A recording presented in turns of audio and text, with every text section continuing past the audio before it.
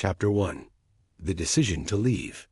In the winter of 1848, long before most men ever saw a speck of gold, the real damage had already begun. It began in newspapers. Reports arrived first in New York, then Boston, then New Orleans.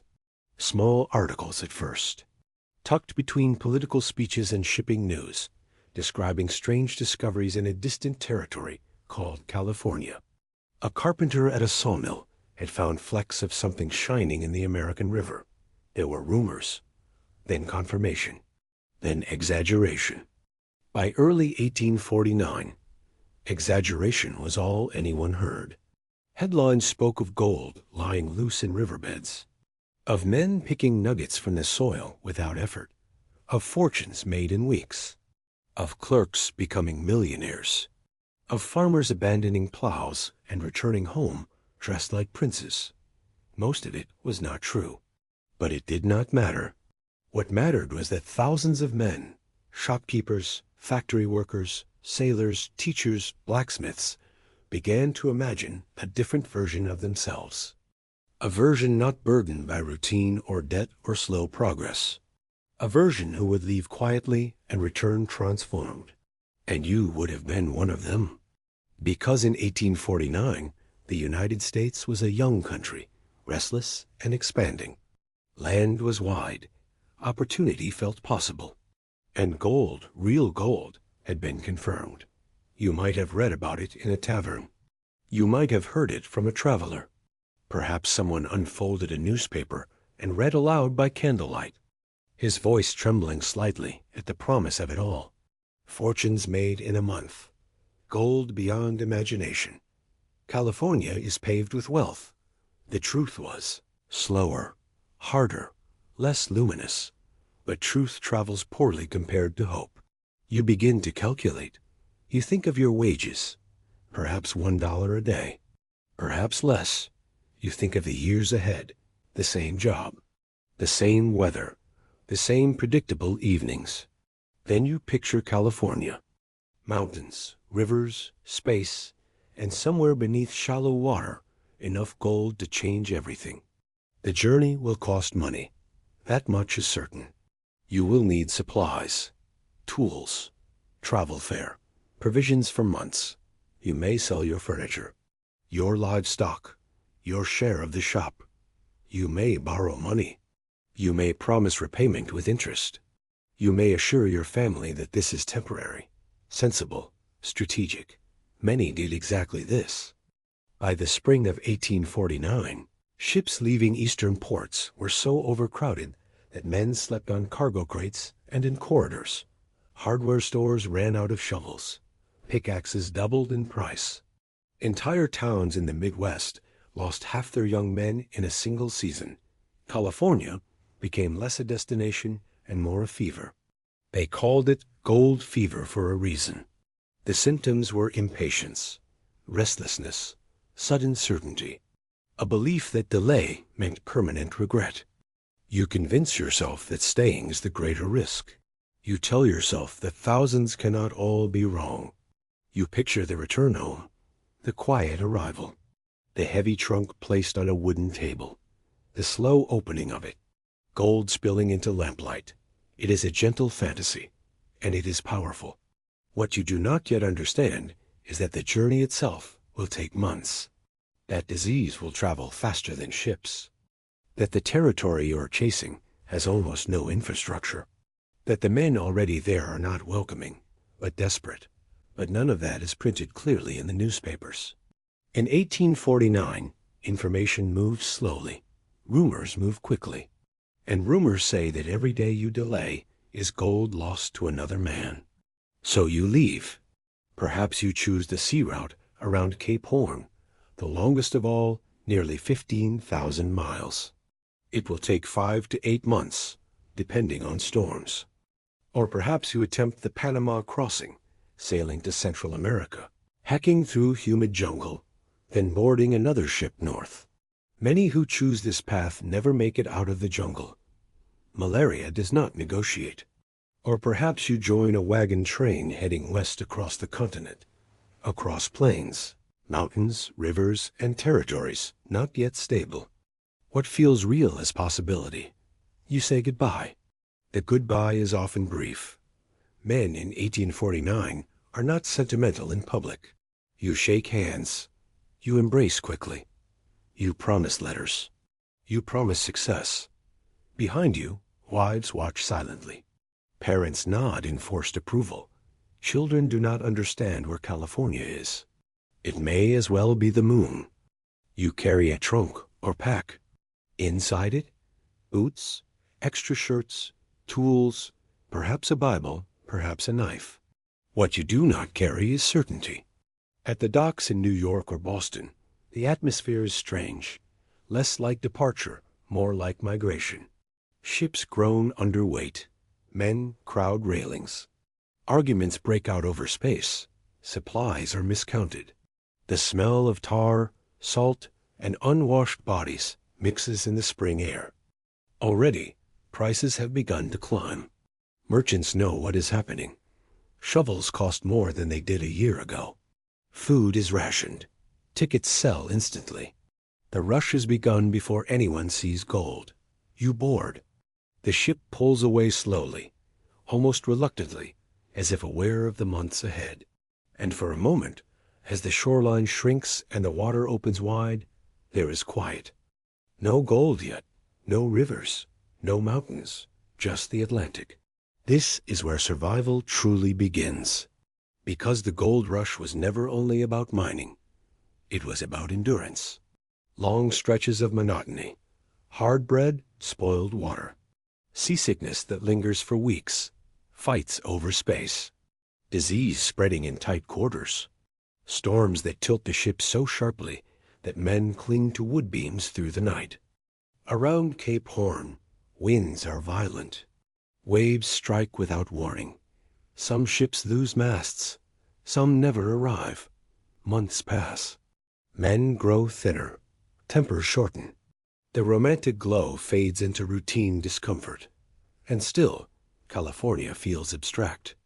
Almost mythic.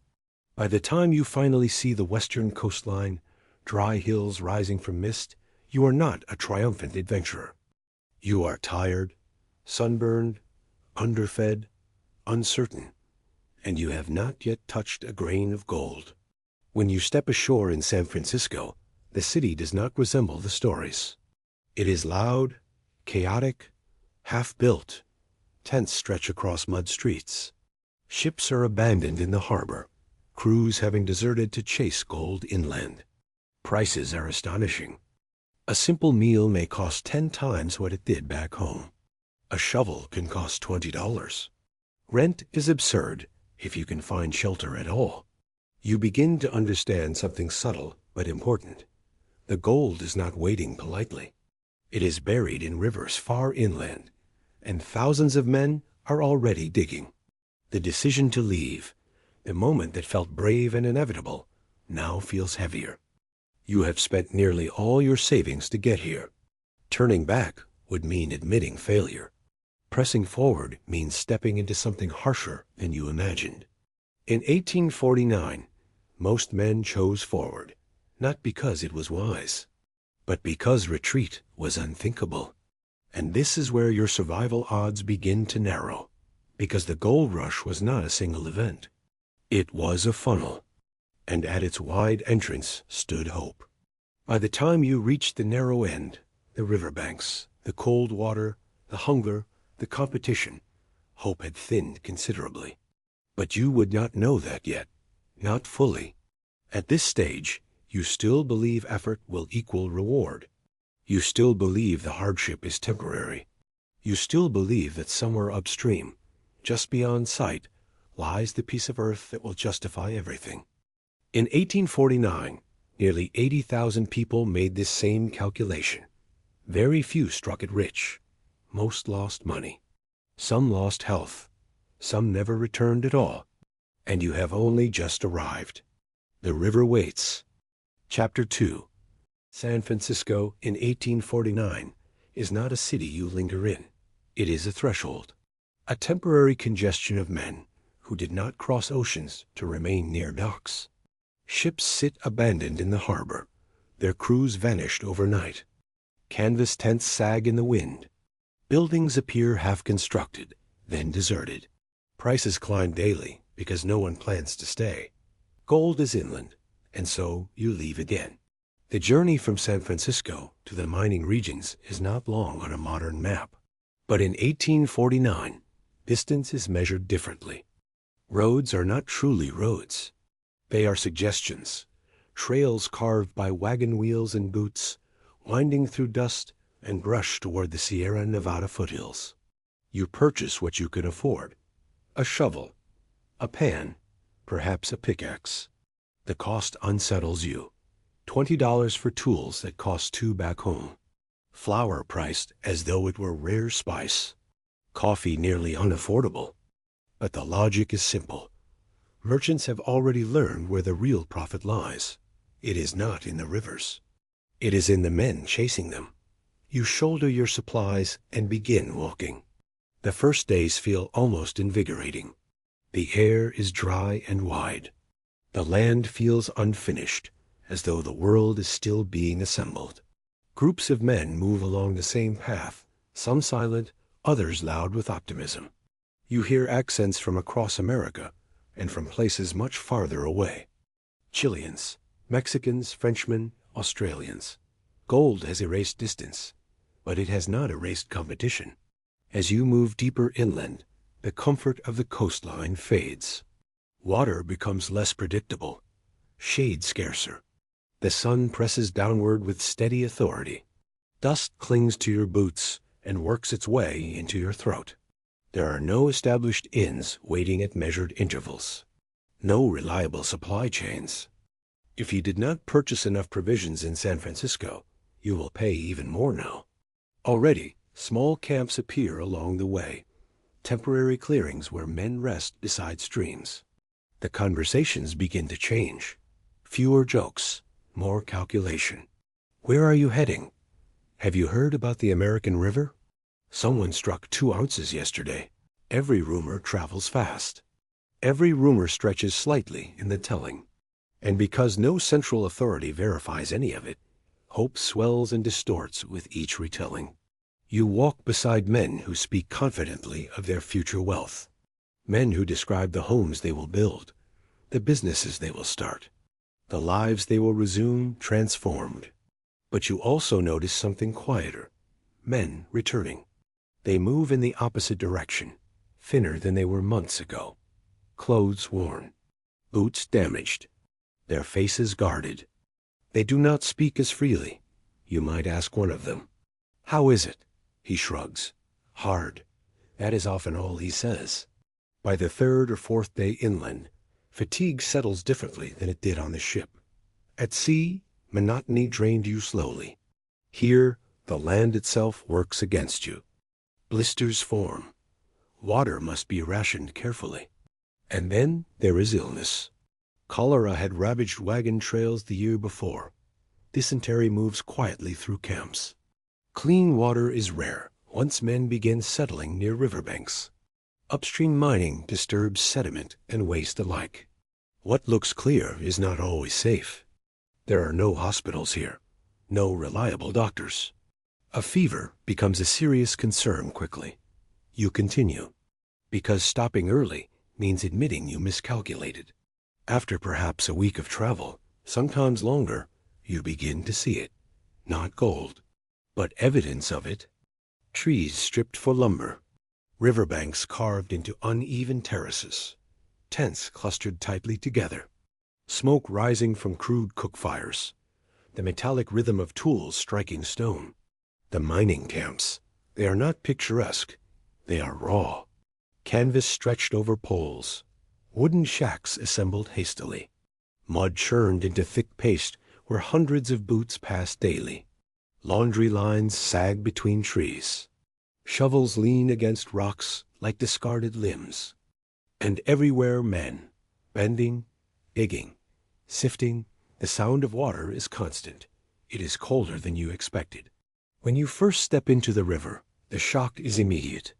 Snowmelt from the mountains feeds these streams. Even in summer, The water cuts through skin quickly. You crouch at the edge, filling your pan with gravel and sediment. You swirl it carefully, letting lighter sand wash away. You have seen this done before, perhaps in illustrations. But in practice, it is slower, much slower. The first few pans reveal nothing, just mud. Then perhaps a faint glint, a fragment so small it could be imagination. You lean closer. The sunlight catches something. It is gold, but it is barely visible. This is the reality most men encounter. Not nuggets, not fist-sized treasure, but specks, flakes no heavier than dust. To collect even a small vial requires hours, sometimes days, and you are not alone in the river. Claims are marked quickly, boundaries drawn with rough stakes. Arguments erupt over inches of shoreline. Claim jumping, the act of mining someone else's territory, becomes common. Fights break out over misunderstandings, sometimes over deliberate theft. There is little formal law enforcement. Justice, when administered, is improvised. At night, exhaustion settles heavily. You return to your tent, if you are fortunate enough to secure one. Or perhaps you sleep beneath open sky, wrapped in blankets already stiff with dust. Meals are repetitive. Salt pork, beans, hard bread, coffee when affordable. Fresh food is rare and expensive. Within weeks, scurvy begins appearing in some camps. Gums bleed.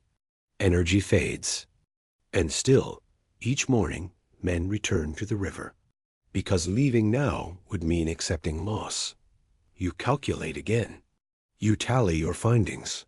A few dollars worth of gold after days of work. Subtract the cost of food. Subtract tools. Subtract the price you paid simply to be here. The math is unsettling. And yet, hope persists. Tomorrow will be better. There's a richer claim upstream. Someone found a nugget near the bend. This is how the gold rush sustains itself, not through widespread success, but through narrow examples of it. Occasionally, someone does strike something substantial. A small nugget. A pocket of concentrated flakes. The news spreads instantly. Men abandon their current spots and rush toward the rumor, leaving previous claims half-worked and vulnerable. The land becomes a pattern of temporary frenzies. And you are caught inside one.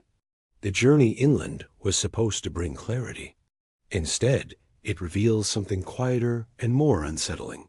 Gold exists, but it is not waiting generously.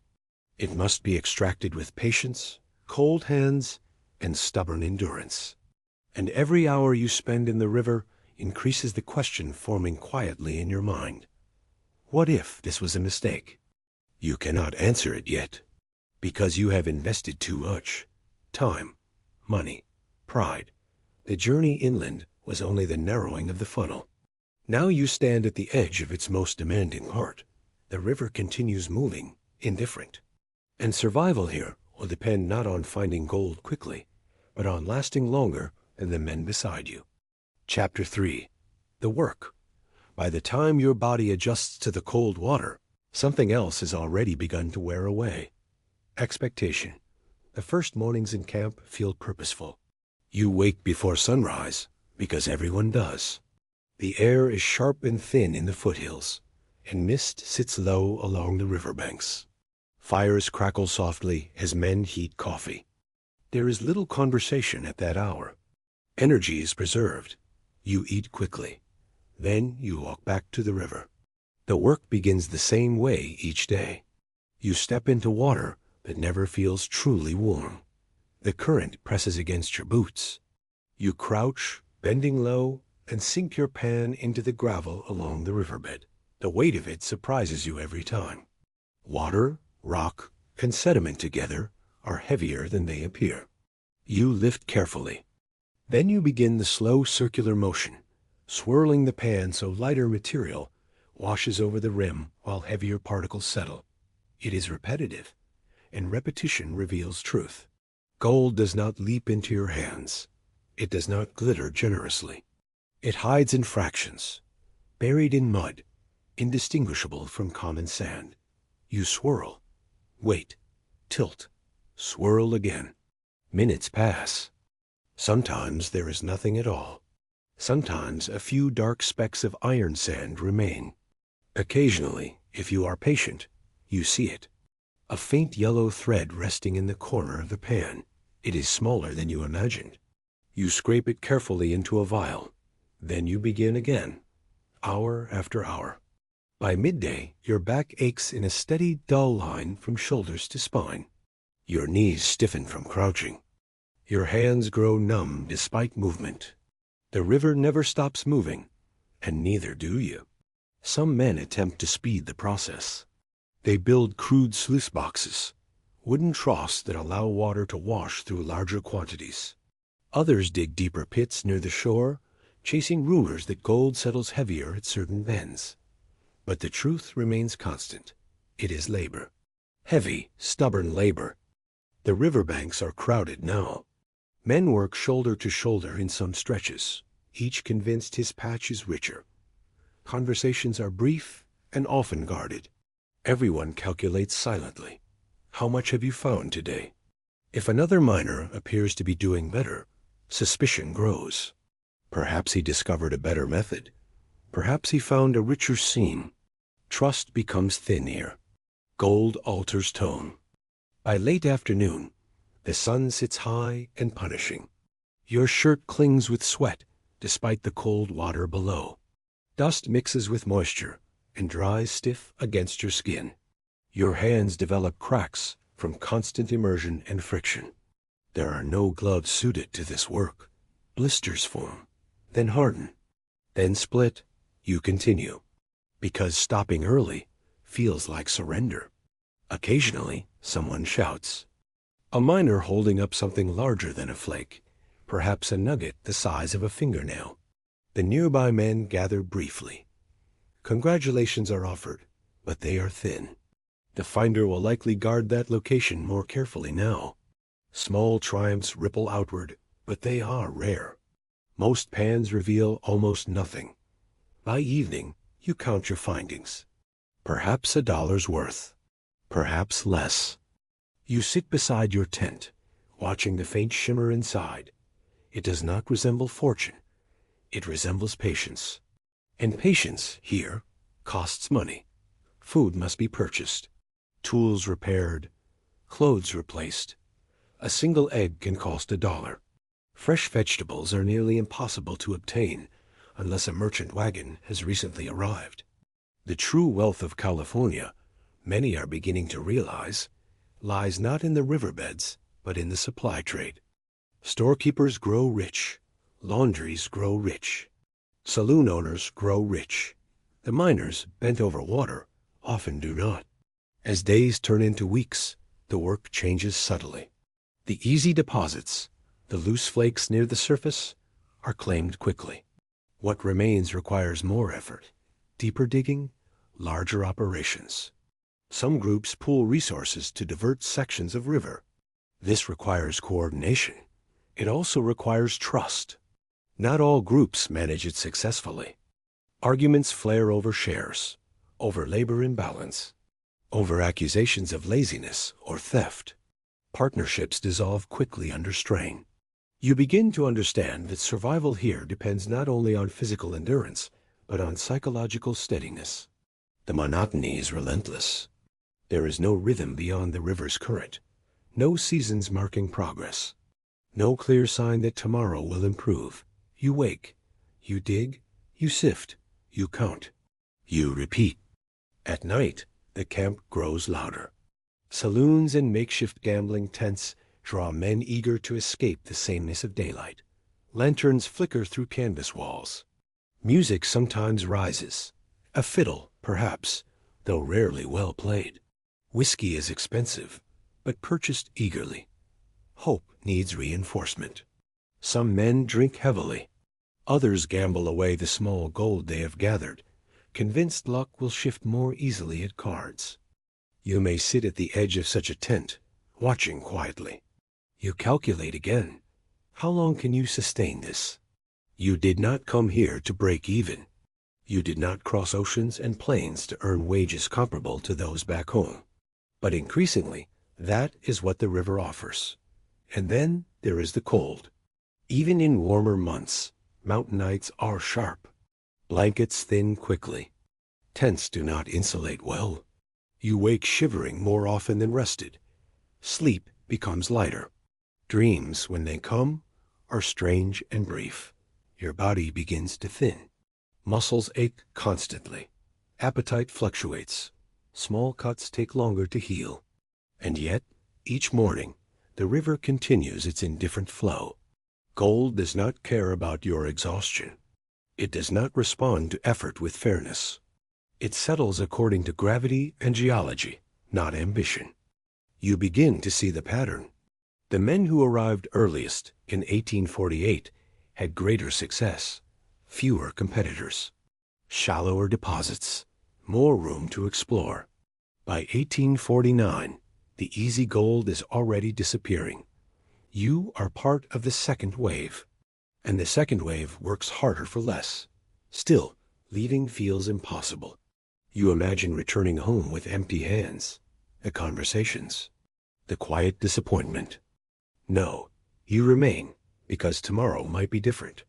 Because somewhere along this river, or the next, there might still be a pocket untouched.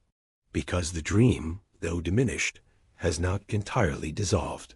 But survival here was never only about finding gold. It is about withstanding erosion, not of stone, but of certainty. And slowly, quietly, the work is wearing you down in ways the journey never did. The river keeps moving. You remain in it. For now. Chapter 4. Loneliness and the Slow Unraveling. The gold rush is loud in memory, but in reality, it is often very quiet. Not silent. There are always tools striking rock, water running over stone, boots moving through gravel, but socially quiet. The kind of quiet that settles between men who have little left to say. By the time you have been in camp a month, something subtle changes. The excitement fades first. Conversations about future mansions grow less frequent. Fewer men speak about how long they will stay. Optimism narrows into calculation. Calculation narrows into endurance. And endurance is rarely cheerful. You begin to notice how few women there are. In 1849, the mining camps are overwhelmingly male. Thousands of men clustered along rivers, removed from families, removed from ordinary structure. There are no schools, no stable churches, no real civic life. Only temporary arrangements held together by necessity. This imbalance alters everything. There is a restlessness in the air, not energetic, but unsettled. Tempers shift quickly. Small disputes stretch longer than they should. Without domestic routines or long-term anchors, days blur together. You wake, you work, you eat, you sleep, you repeat. And because the routine is so stripped down, your thoughts grow louder.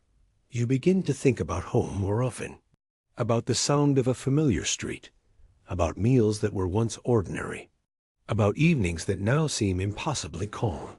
You try not to dwell on it. Dwelling leads to doubt. Instead, you focus on the river.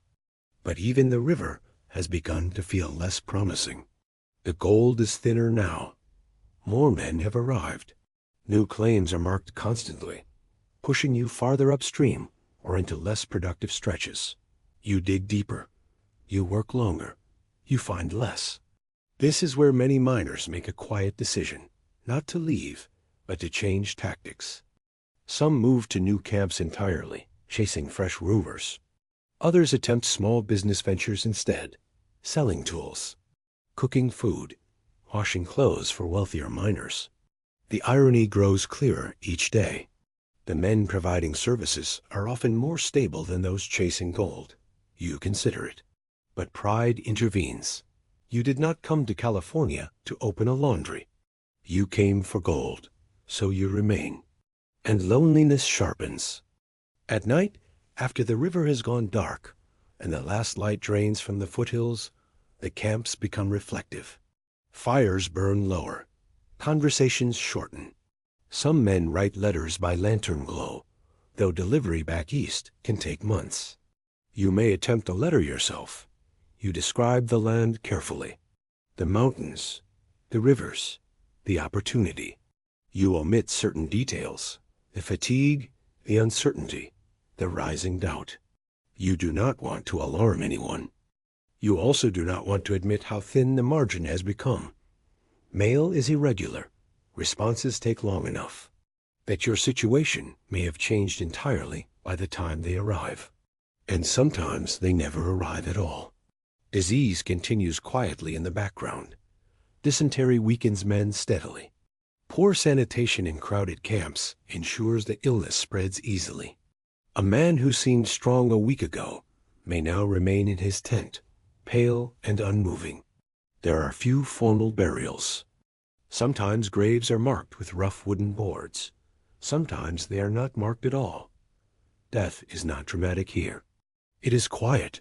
A man disappears from the riverbank. His tools remain for a day. Then someone else claims them. The river does not pause. And gradually, you begin to understand something that newspapers never printed.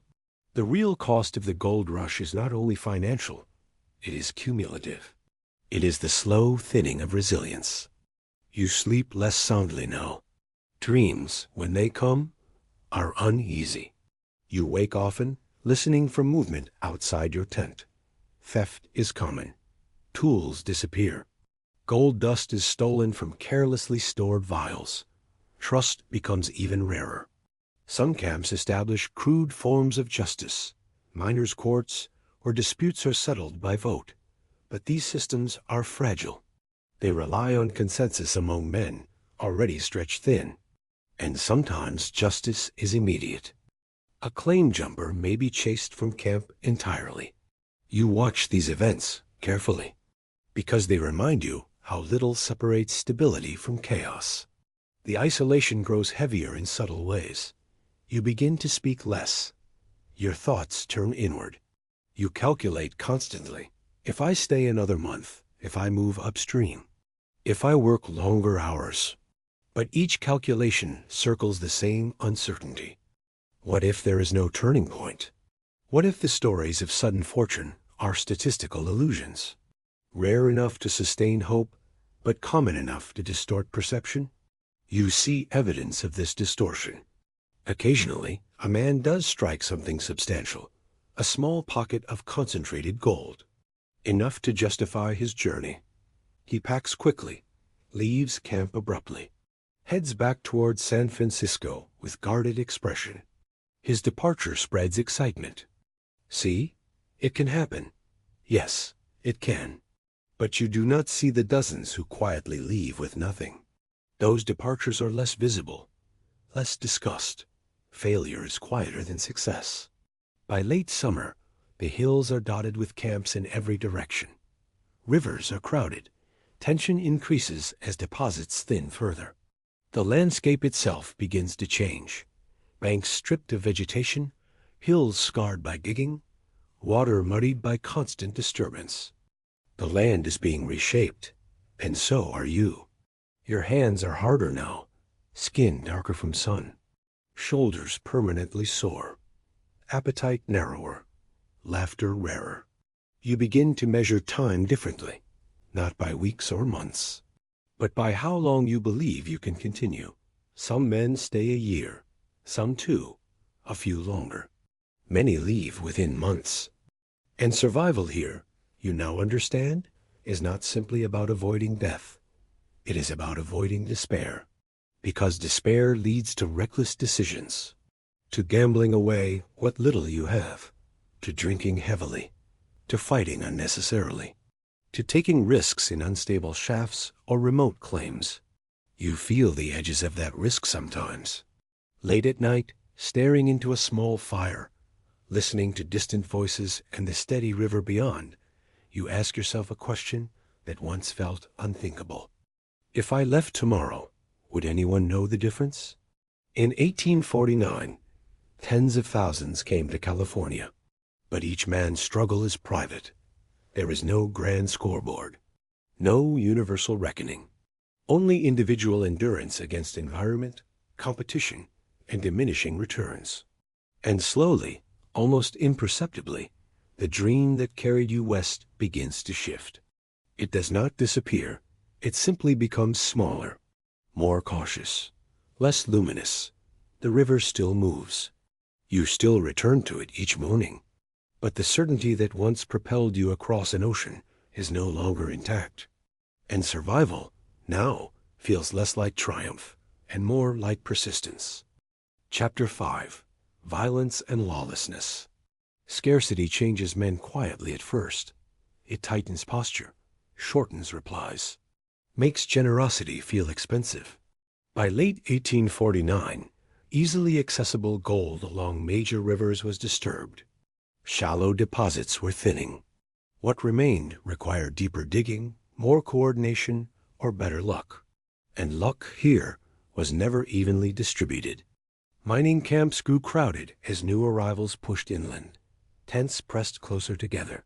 Claims were marked more aggressively. Boundaries once informal now felt defensive. A wooden stake became more than a marker. It became a line. And lines invite conflict. Arguments grew common along the riverbank. They were digging inside my claim. No, I was downstream. That line runs to the bend. It doesn't. Voices rose.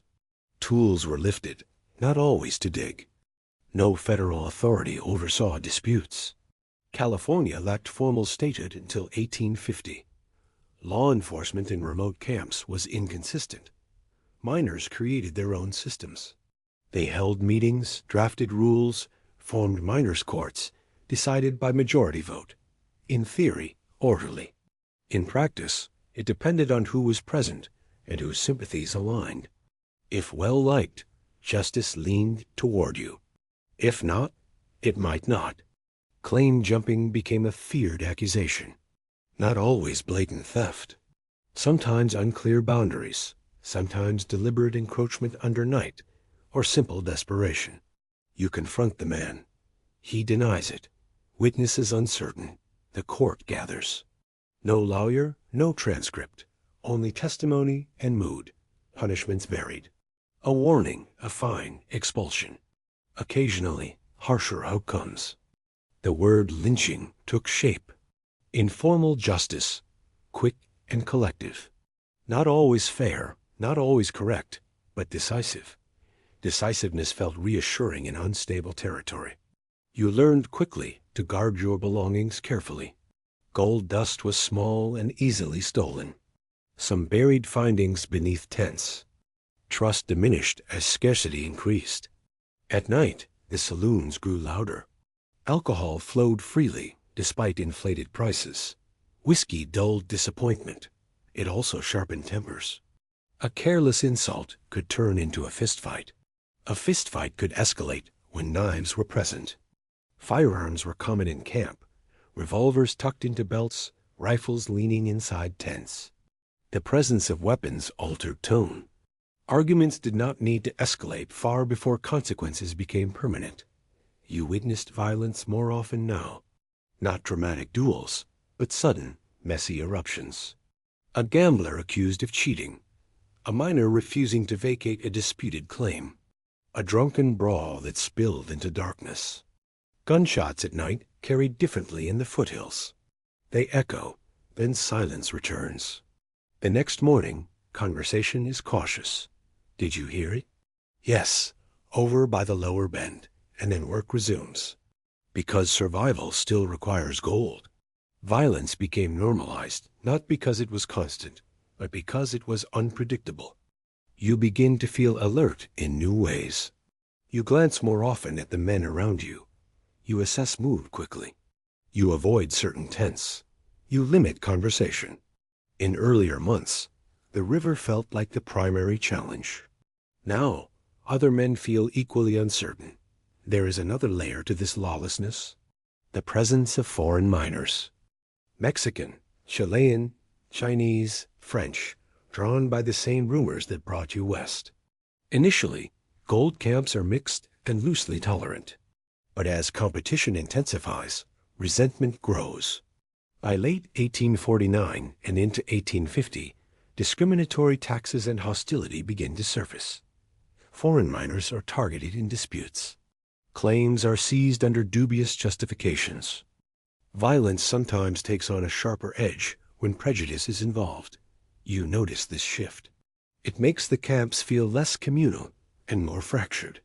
The gold rush, once framed as opportunity, now feels closer to contest. A contest without clear rules. The psychological strain compounds. You sleep lightly. Every unexpected sound outside your tent pulls you half awake. Footsteps, voices, wind against canvas. You keep your tools close. You begin carrying a weapon yourself, not because you wish to use it, but because not carrying one feels naive. And slowly, a realization settles in. The danger here is not grand. It is cumulative. It is the steady layering of risk. Cold water, hard labor, disease, isolation, and now other men. You begin to understand why some miners leave quietly, even without striking gold. Not because they cannot endure the work, but because the environment has shifted from difficult to unstable. Fortune, if it comes, must come before patience runs out, because the longer you remain, the narrower the margins become. There are still successes. Occasionally, a man uncovers something significant enough to transform his position entirely. He sells his claim at peak excitement, returns to San Francisco flush with gold dust, boards a ship east. His departure is noted. His story grows in retelling. But you do not see the weeks that preceded it, the exhaustion, the narrow odds. You only see the result. And that result sustains hope in men who are steadily losing reasons to hold it. Lawlessness in the camps does not mean chaos every day. It means instability every day. It means knowing that fairness is conditional. It means understanding that survival depends not only on your own effort, but on the shifting temperament of the men around you. And in 1849, tens of thousands are competing for the same diminishing deposits. You still rise before sunrise. You still step into the river. You still swirl the pan. But now, when you straighten your back and scan the riverbank, you do not only look for glints in sediment. You look at faces. You measure distance. You calculate risk. Because the gold rush is no longer just a search for wealth. It is a prolonged exposure to uncertainty. And uncertainty, when stretched long enough, reshapes even the most determined men. Chapter 6. The End of the Dream. By the winter of 1849, the gold rush has already changed shape. Not in the newspapers back east. Those still print stories of glittering discoveries and sudden wealth. But here, in the camps along the rivers, the reality has settled into something steadier and less romantic. The easy gold is largely gone, not entirely, but enough that what remains requires more than a pan and patience. Larger operations begin forming, groups pooling money to build more permanent sluices, to divert sections of rivers, to dig deeper into earth rather than skim its surface. Individual miners, the lone men who arrived with little more than a shovel and a dream, find themselves increasingly outmatched. Gold, like many things, favors scale. You begin to see the shift. Merchants in San Francisco are wealthier than most miners. Shopkeepers in growing towns are stable. Men who bought land early are selling it at multiplied prices. The economy is rearranging itself. And you, standing in cold water months after arrival, begin to understand something subtle. The gold rush was never only about gold. It was about timing. The first arrivals in 1848 had fewer competitors. Rich surface deposits were more common. Land was loosely claimed. By the time you arrived in 1849, tens of thousands had already poured in. Ships arrived weekly. Wagon trains crossed constantly. Camps that once held dozens now held hundreds. You were not late, but you were not early. And in a rush, that difference matters. You count your findings one final time. The small vial of gold dust does not weigh heavily in your hand. It glints faintly in afternoon light, unimpressive unless viewed closely. It is worth something, but not a fortune. You calculate again. Subtract travel, subtract food, subtract tools, subtract time. Time becomes the most difficult subtraction, because months cannot be reclaimed. Some men decide to stay permanently. They abandon mining and open businesses. They farm nearby valleys. They invest in the new towns forming rapidly as California prepares for statehood in 1850. San Francisco transforms almost overnight from scattered tents to a booming port city. Population surges, streets expand, warehouses multiply. The gold rush reshapes California permanently. But most individual miners do not strike transformative wealth. Many leave quietly. You are among them. There is no ceremony to your departure. No announcement. You sell what tools you can. Trade excess supplies for travel money. Fold your tent for the last time. Pack the small vial of gold carefully into your belongings. The walk back toward the coast feels different. There is no fever now, only evaluation. You pass new arrivals still moving forward with hopeful expressions. Their boots are clean, their conversations bright with possibility. You recognize yourself in them. You do not correct them, because hope is not something easily transferred or diminished by warning. It must erode naturally. San Francisco is louder than when you first arrived. Buildings stand where tents once sagged. Ships crowd the harbor, some newly built, others still abandoned. Passage home is expensive. It always was. You board another vessel, thinner, quieter, older in ways that are not visible but felt. The return journey is less restless. Men speak less frequently of riches. Some carry modest gains. Others carry nothing. A few carry substantial wealth, guarded closely and discussed rarely. The ocean stretches as it did before, but you no longer imagine triumphant arrival. You imagine explanation. When you finally step back onto familiar soil months later, the world has continued without you. Shops open and close. Children grow taller. Neighbors have new routines. You are greeted with curiosity. How was it? You answer carefully. It was hard. This is the most honest answer. Some men exaggerate success. Some minimize failure. Some speak of future plans to return west again. But most carry a quieter understanding. The gold rush was not a guarantee. It was a probability game played with time, money, and health. Of the roughly 80,000 people who arrived in California during 1849, only a small percentage achieved substantial wealth. Many broke even. Many lost money. Some lost health permanently. Some never returned.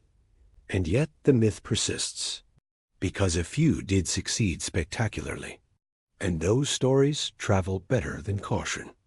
Years later, when people speak of the gold rush, they will speak of opportunity, of expansion, of American ambition, of fortunes carved from wilderness. They will not speak as often of the cold rivers, of cracked hands. They will not speak of the slow erosion of certainty. But that erosion was the true common experience. You did not fail. Most did not fail. You participated in something volatile and narrow. And survival, simply enduring months of physical strain, uncertainty, and instability, was itself a form of resilience. The gold rush reshaped California forever. It accelerated statehood. It transformed San Francisco into a major port. It drew immigrants from across the world. It altered landscapes permanently through hydraulic mining and river diversion. But for the individual miner, for you, it was less about transformation and more about recalibration. You left home believing gold would change your life.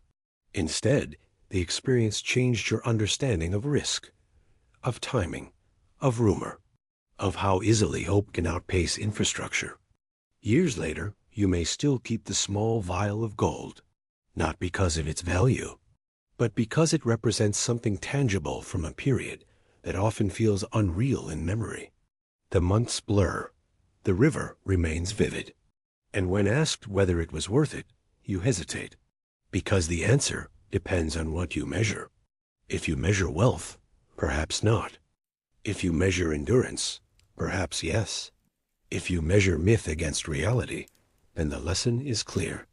The gold rush promised fortune. What it delivered, more often, was perspective. And that, quietly, is why most would not survive it. Not because they would die, but because the dream required more from the body and mind than most were prepared to give. The river kept moving, and eventually so did you.